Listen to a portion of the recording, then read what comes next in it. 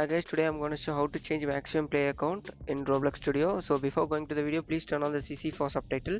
You can either enter using your Roblox, click more and then create, and then it navigate to your creator hub. Over there you can click and enter into your Roblox Studio, or else you can directly enter into your Roblox Studio and then game settings.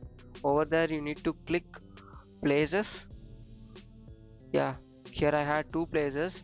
You need to click a three dot icon at the right side, and then you need to configure the place. Once you click configure, you can change your maximum player.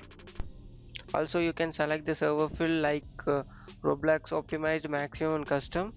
So based on your opinion, select and save it. So that's it guys. Thank you for watching. I hope you enjoy the video. For more, subscribe TechTube.